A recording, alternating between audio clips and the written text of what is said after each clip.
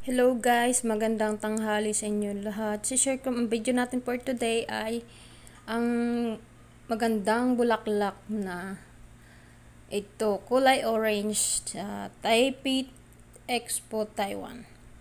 Yan guys, ang napakagandang kulay orange na bulaklak.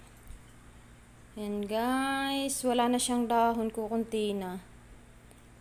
Puro bulaklak siya ng napakagandang bulaklak na kulay orange.